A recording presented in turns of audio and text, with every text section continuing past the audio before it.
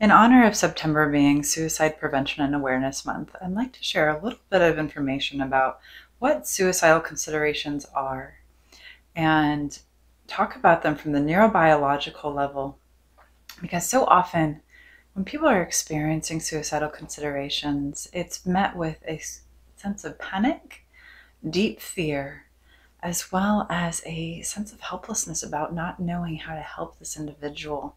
And for those who are experiencing the thoughts themselves, it's really terrifying. Our organism is designed to want to live at all costs, and suicide, counterintuitively, is actually a final step towards survival for the biological entity that we are. When suicidal considerations start to arise, it's as though our brain is saying, the pain is so big and so overwhelming. This is my escape hatch. And we know that there's an entire spectrum of how suicidal thoughts and feelings show up. Everything from, I just hope I don't wake up tomorrow, to having an action plan in place. Wherever we are on that spectrum, it can feel terrifying. And it's equally terrifying to love somebody who's experiencing such large desperation and overwhelm. Our amygdala is very involved in suicidal thoughts and feelings. Remember, our amygdala is our survival brain. And when we look at experiences of suicidal concern, our amygdala is extremely involved in information processing once suicidal thoughts and feelings start to arise. Remember, our little friend Amy, our amygdala, is our survival brain. Her number one job is to keep us alive at all costs.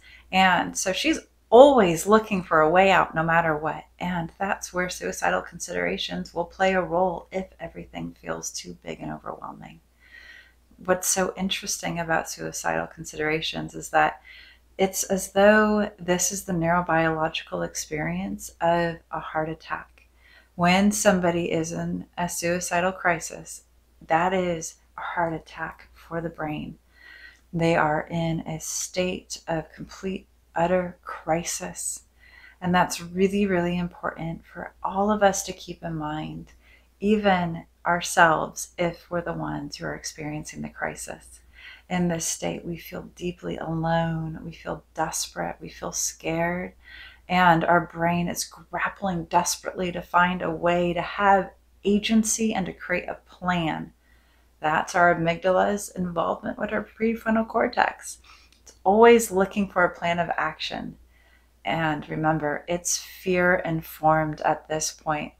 In fact, the data has shown that a brain that's experiencing a suicidal crisis has 30 less IQ points than that exact same brain functioning on a normal day. What does that mean?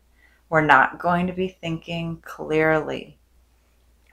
So if you're experiencing a suicidal crisis, know that this is your brain's way of trying to keep you safe. It is feeling overwhelmed. It is feeling stressed and stretched to the max.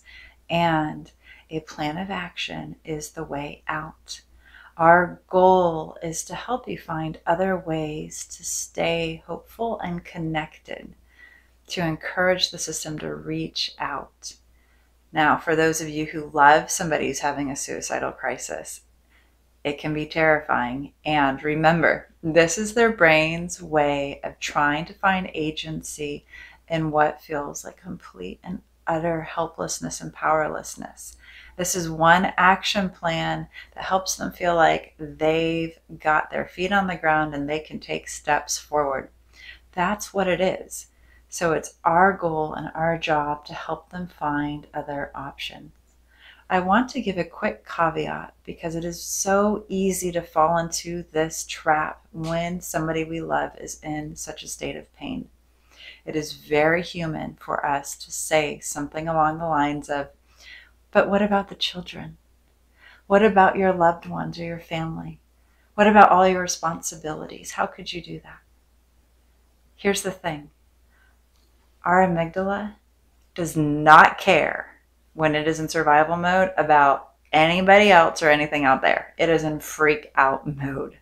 So bringing up all of these external entities is only going to worsen the problem. What we want to do instead is to hold space for the person and their pain and to help them ground into the present moment right here, right now. Finding small things that have happened in the past couple hours or days that maybe brought them a sense of agency and awareness that they can take proactive steps in their life in other ways. That is the key forward. And creating a support system, removing any means that they may have identified to hurt themselves, and reaching out for safe and successful help for the individual.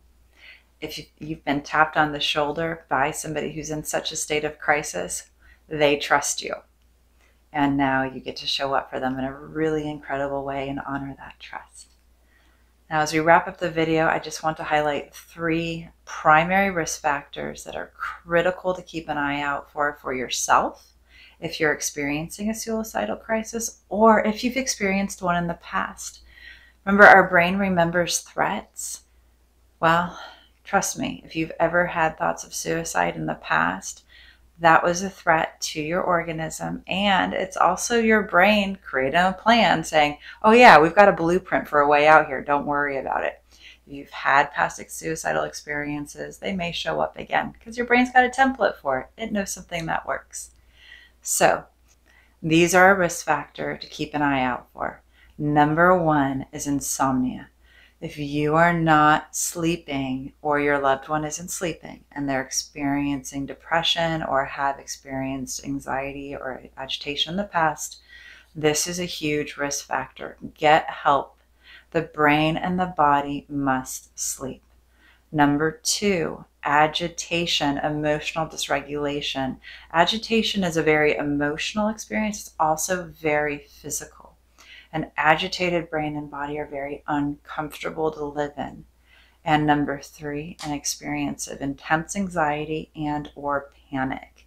We have a rule in our group that if somebody's having panic attacks, we get them in immediately or we get them referred and into one of our associates clinics immediately. Same goes for insomnia. These are brains that need help.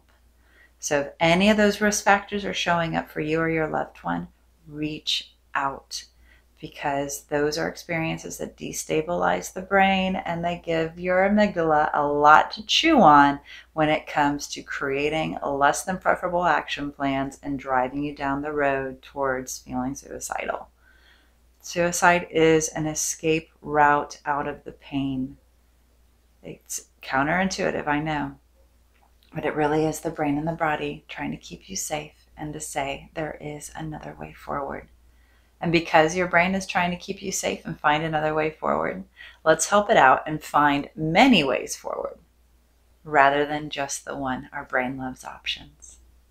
It's a joy being on this healing journey with you. If you are experiencing thoughts of suicide or if you're worried about a loved one, reach out. We've linked a whole bunch of suicide hotlines and crisis numbers down below. There's wonderful agencies and amazing humans doing great work, ready and able to support you. You don't have to go through this alone. And we have incredible tools to help a brain and a body in crisis calm down and feel better.